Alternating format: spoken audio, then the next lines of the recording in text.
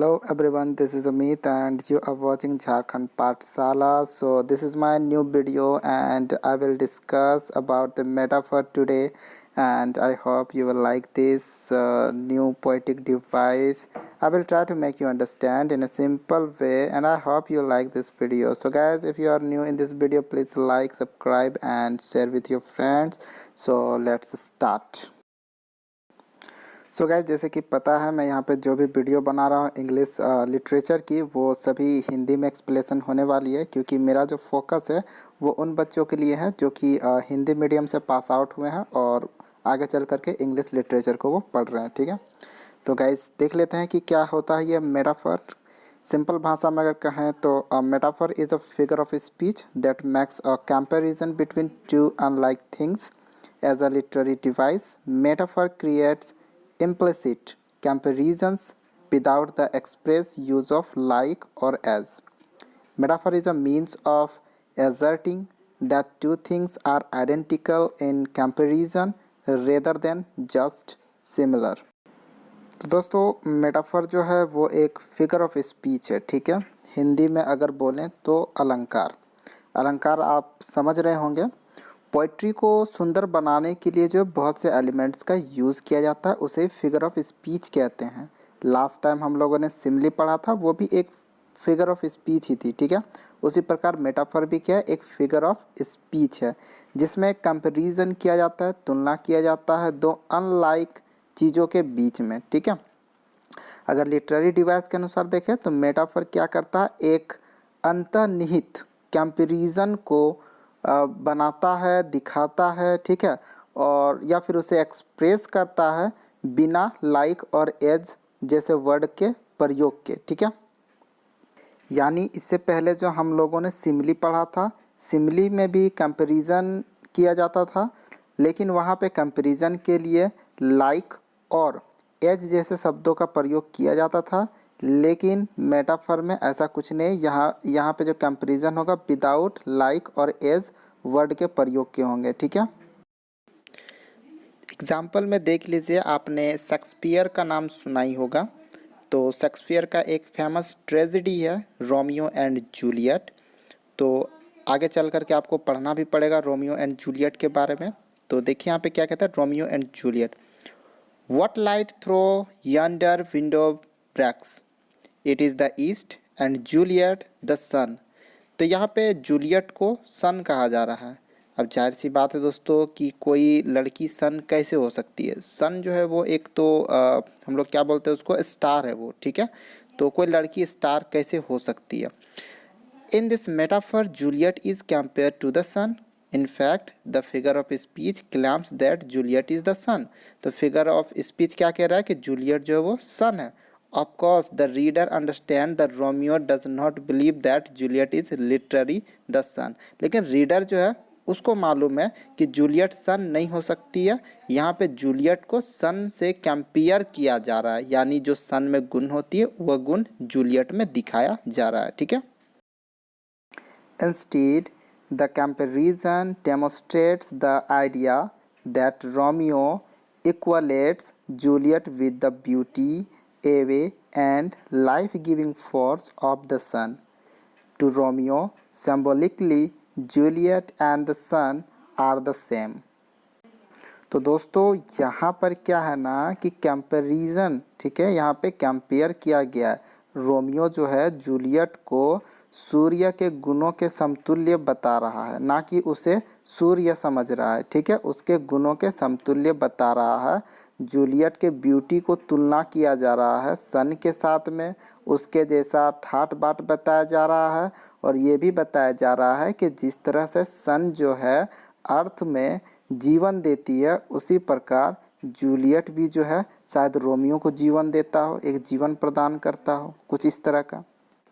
Actual में Romeo कहना चाहता है कि सन में जो गुण है वही गुण जूलियट में है, यानी दोनों के गुणों को समतुल्य बताने का वह प्रयास कर रहा है, ना कि जूलियट को सन समझ रहा है। ठीक है, चलिए अब कुछ सेंटेंस देख लेते हैं। पहला सेंटेंस कहता है laughter is the best medicine.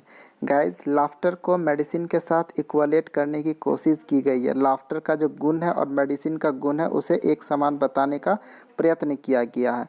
Medicine जो है हमारे शरीर को रोग मुक्त बनाता है, ठीक उसी प्रकार अगर आप हंसते हैं, खुश रहते हैं तो यार उससे भी आपका शरीर जो है ना वो रोग मुक्त हो सकता है, ठीक है। आप चिंता फ्री रहेंगे तो शरीर जो है आपका स्वस्थ रहता है। तो इसीलिए बताया गया laughter is the best medicine, ना कि लाफ्टर को मेडिसिन बता रहा है कि दोनों को इक्वलेट करने की कोशिश की जा रही है।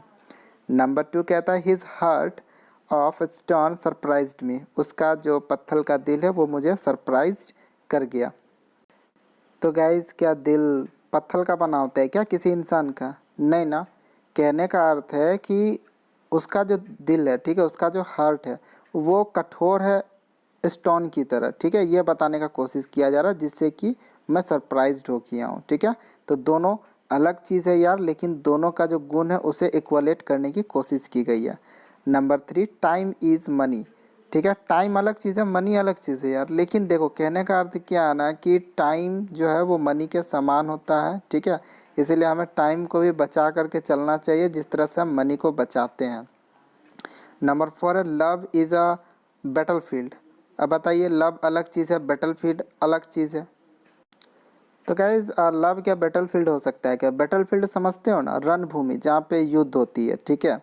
लव अलग चीज़ है यार, बैटल फील्ड अलग चीज़ है, लेकिन दोनों का देखो गुण को इक्वलेट करने की कोशिश किया गया। इसका कहने का अर्थ क्या है ना कि प्यार में बहुत लड़ाई झगड़े होते हैं यार, तो लड़ाई झगड़े तो बैटल फील्ड में ही होते हैं ना।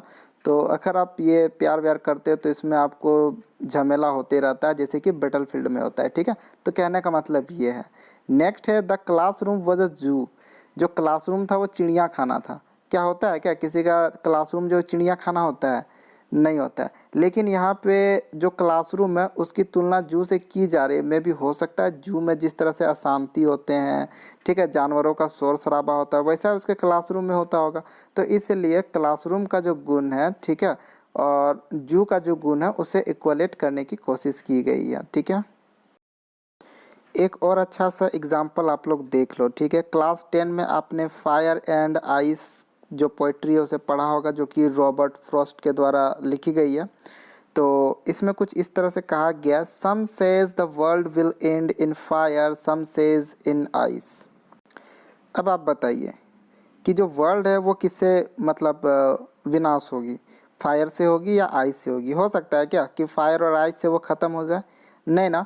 एक्चुअल में फायर का कुछ और मीनिंग है और आइस का कुछ और मीनिंग है। फायर को हमें समझना पड़ेगा, ठीक है। यहाँ पे क्या उसका गुण दर्शा रहा है और आइस का क्या गुण दर्शा रहा है, ठीक है। Fire represent destruction forces associated with desire such as power, jealousy, and anger. Similarly, ice represent destructive force associated with hate such as prejudice, hostility, and isolations.